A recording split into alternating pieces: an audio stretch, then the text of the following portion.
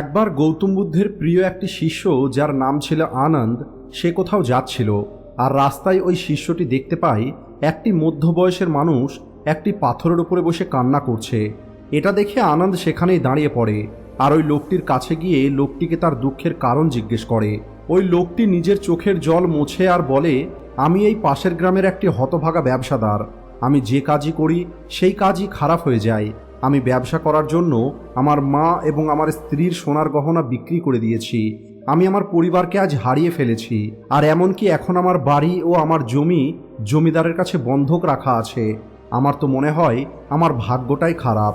ওই লোকটির কথা শুনে আনন্দ বলে, তোমাকে কে বলল যে তোমার ভাগ্যটা খারাপ? আমিও জানতে চাই তোমার ভাগ্যের মধ্যে কি খারাপ আছে। এরপরে ওই লোকটি বলে, আগে আমি চাষ করতাম, কিন্তু প্রতি বছরে আমার সেখানে লস হয়ে যেত। কখনো খরা চলে আসতো, আবার কখনো অতিরিক্ত বৃষ্টির কারণে ফসল নষ্ট হয়ে যেত। কখনো বনের পশু ফসল নষ্ট করে দিত, আবার কখনো পোকামাকড়ে ফসল নষ্ট করে দিত। আর এই কারণেই চাষ করে আমি আমার পরিবারকে ঠিক করে পালন করতে পারছিলাম না। আর এরপরে আমি চাষ করাটা ছেড়ে দেওয়ার সিদ্ধান্ত নিই আর ব্যবসা করার সিদ্ধান্ত নিই। আমি আমার স্ত্রীর সোনার গহনা বিক্রি করে আমার ব্যবসা শুরু করি, কিন্তু আমার ব্যবসা ঠিকভাবে চলেনি। শুরুর দিকে আমার পরিবারের লোকজন আর্থিকভাবে আমাকে সাহায্য করছিল, কিন্তু যখন আমার লোকসানের পরিমাণটা বাড়তে থাকে, আমার পরিবারের লোকজনও আমার সাথ ছেড়ে দেয় আর আমার থেকে দূরে চলে যায়। এখন তো তারা আমার দিকে তাকাতে পর্যন্ত রাজি নয়। আর আমার পরিবারের আজ এই অবস্থার জন্য তারা আমাকেই দায়ী করে। আর এখন আমার তো এই জীবনটাই ব্যর্থ মনে হচ্ছে। আমার মনে বারবার এই কথাটা আসে, আমি আমার জীবনটাকেই শেষ করে দেব। আর আজ আমি এখানে নিজেকে শেষ করে দেবার জন্য এসেছিলাম, কিন্তু আমি সাহস করে উঠতে পারিনি। আর এই কারণেই পাথরের উপরে বসে কান্না করছি। অন্যদিকে আমার আর একটি বন্ধু আছে, সেও আমার সঙ্গেই ব্যবসা শুরু করেছিল, কিন্তু তার ব্যবসাটা ভালোভাবে চলা শুরু করে। সে অনেক বেশি আগে চলে যায় আর আমি পিছনেই থেকে যাই। আর আমার এই অসফলতার কারণে ওই বন্ধুটা এখন সবসময় আমাকে ছোট দেখানোর চেষ্টা করে। আর আমার বাড়িতে এসে সে তার সফলতার বড় বড় কথা শুনিয়ে যায়। আমার পরিবারের লোকজনকে সে বলে কিভাবে সে পরিশ্রম করে এত বড় ব্যবসা তৈরি করে নিয়েছে। আর এই সমস্ত কথা আমার পরিবারের লোকজন শুনে আমার বন্ধুর তো প্রশংসা করত, কিন্তু আমার জন্য খারাপ কথা বলতো। আমার স্ত্রী এবং আমার মা কথায় কথায় আমাকে অপমান করত, যা শুনে আমার অনেক বেশি দুঃখ হতো। আর অনেকবার নিজের এই ব্যর্থতার জন্য আমার অনেক বেশি রাগও হতো, কিন্তু আমি কিছুতেই বুঝতে পারছি না এখন আমি কি করব। এটা শোনার পরে আনন্দ জিজ্ঞেস করে, তোমার কোন কথাটার দুঃখ? তোমার কি অসফল হওয়ার দুঃখ, নাকি তোমার বন্ধু সফল হয়ে যাওয়াটার দুঃখ? এই প্রশ্নটা শোনার পরে ওই লোকটি চিন্তায় পড়ে যায়। আর এরপরে বলে, যদি সত্যি বলি তাহলে আমার অসফল হওয়ার জন্য আমার ততটা দুঃখ নেই যতটা আমার বন্ধুর সফল হয়ে যাবার কারণে আমার দুঃখ হচ্ছে। এরপরে আনন্দ দ্বিতীয় প্রশ্ন জিজ্ঞেস করে, যদি তোমার বন্ধুটা ব্যবসাতে অসফল হয়ে যেত আর তুমি যদি ব্যবসাতে সফল হয়ে যেতে, তাহলে কি তুমি খুশিতে থাকতে? তখন ওই লোকটি বলে, হ্যাঁ অবশ্যই, আমি অনেক বেশি খুশিতে থাকতাম। এরপরে আনন্দ বলে, এর অর্থ হলো তোমার খুশিটা তোমার বন্ধুর উপরে নির্ভর করছে। যদি সে চায় তাহলে সে তোমাকে খুশি করতে পারে, আবার যদি সে চায় তাহলে সে তোমাকে দুঃখীও করতে পারে। তুমি নিজে থেকে না খুশি হতে পারবে আর না দুঃখী হতে পারবে। ওই লোকটি এই সমস্ত কথা শুনে কিছুক্ষণের জন্য চিন্তায় পড়ে যায়। আর এরপরে বলে, আপনার কথা শুনে আমার মনের মধ্যে আশা তৈরি হচ্ছে।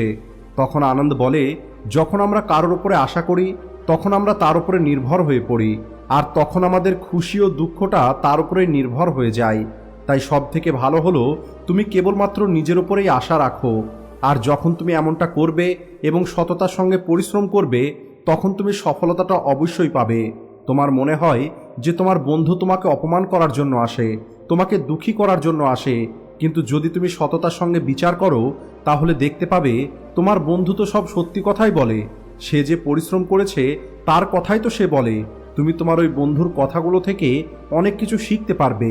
তোমার তো এই জন্য তোমার বন্ধুকে ধন্যবাদ দেওয়া উচিত যে তুমি ঘরে বসেই এত এক্সপিরিয়েন্স পেয়ে যাচ্ছ।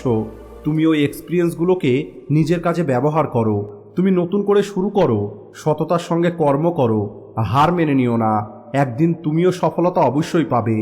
আজ তুমি যেটাকে তোমার খারাপ সময় বা খারাপ ভাগ্য বলছো, একদিন এটা পরিবর্তন হয়ে যাবে, আর এর সঙ্গে তোমার চিন্তাটাও পরিবর্তন হয়ে যাবে।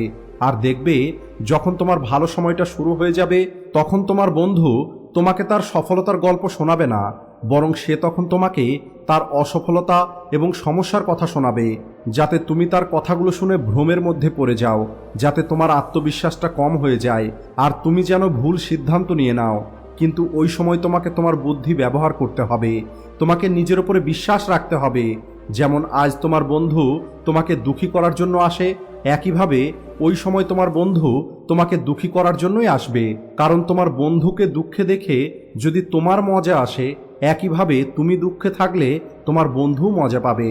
এরপরে লোকটি বলে, আপনি ঠিকই বলেছেন, কিন্তু আমার সবথেকে বড় দুঃখ হলো এটা যে আমার পরিবারের মানুষজন আমাকে বোঝে না।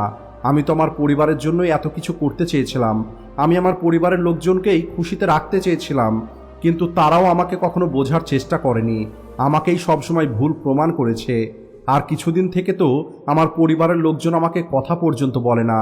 এরপরে আনন্দ ওই লোকটিকে বোঝানোর জন্য বলে, আমরা সবসময় চাই আমরা যাই কিছু করব তার জন্য অন্য মানুষগুলো আমাদের প্রশংসা করবে, কিন্তু বাস্তবে এমনটা হয় না। মানুষ আমাদের চেষ্টার প্রশংসা করে না, আর এই কারণেই আমরা দুঃখী হয়ে যাই। আমাদের এটা মনে হওয়া শুরু হয় যে আমাদের বন্ধু, আমাদের আত্মীয় সবাই স্বার্থপর। কিন্তু যদি তুমি কাউকে তোমার পরিবার মনে করো আর তার জন্য যদি তুমি সত্যিই কিছু করতে চাও, তাহলে তুমি কেন এমনটা চিন্তা করো যে তুমি অন্য কারোর জন্য কিছু করছো? বাস্তবে তুমি নিজের খুশির জন্যই সেগুলো করছো, কারণ তাদের খুশি দেখে তুমিও খুশি পাবে। আর যদি এমনটা করার সময় তুমি এটা মনে করো যে তুমি অন্যের জন্য কিছু করছো, তাহলে তুমি দুঃখেই থাকবে।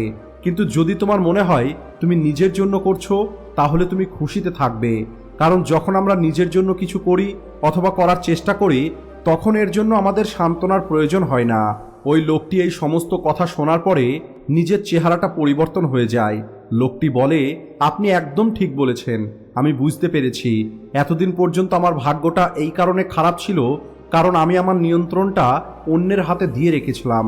কিন্তু আজ এখন থেকে আমি আমার নিয়ন্ত্রণটা আমার হাতে রাখব।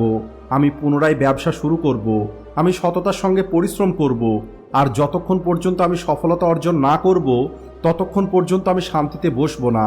ওই লোকটির কথা শুনে আনন্দ একটু হাসে আর একটি ছোট্ট কৌটো দিয়ে বলে, এই কৌটোটিকে সবসময় নিজের সঙ্গে রাখবে। এই কৌটোর মধ্যে এমন একটি মন্ত্র আছে যা তোমাকে বড় থেকে বড় দুঃখের মধ্যে থেকে বাইরে বার করে নিয়ে আসবে। কিন্তু এই কৌটোটিকে তখনই খুলবে যখন তোমার সমস্ত রাস্তা বন্ধ হয়ে যাবে, তুমি কোনো আশার আলো দেখতে পাবে না, আর তোমার মনে হবে যে এই সব কিছু ব্যর্থ, এই দুনিয়াটা ব্যর্থ, এই দুনিয়াতে বেঁচে থাকাটাও ব্যর্থ। এরপরে ওই লোকটি কৌটোটা নিয়ে আনন্দকে ধন্যবাদ দেয় আর নিজের বাড়ি ফিরে আসে। লোকটি নতুন উৎসাহের সঙ্গে পুনরায় নিজের ব্যবসা করা শুরু করে, আর এইবার তার ব্যবসাটা ভালোভাবে চলা শুরু হয়ে যায়।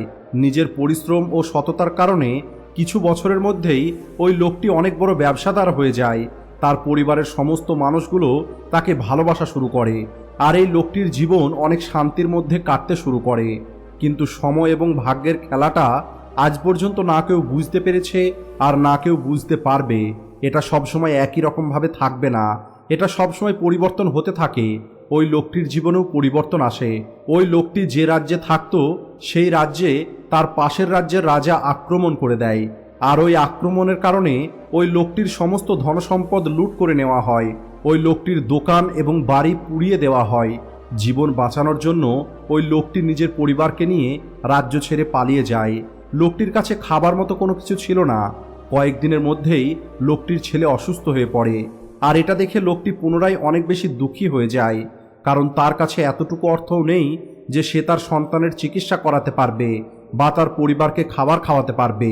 আর পুনরায় হতাশা ওই লোকটির জীবনে নেমে আসে। লোকটির মনে হওয়া শুরু হয়ে যায় তার জীবনটাই ব্যর্থ, এই পৃথিবীতে বেঁচে থাকাটাই ব্যর্থ।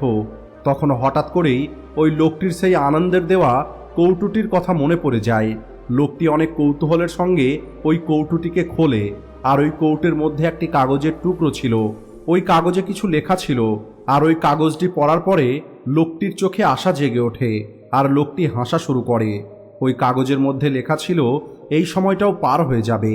বন্ধুরা, এই গল্পটা আমাদেরকে এটাই শেখায়, সময়ের খেলাটা বোঝা অসম্ভব।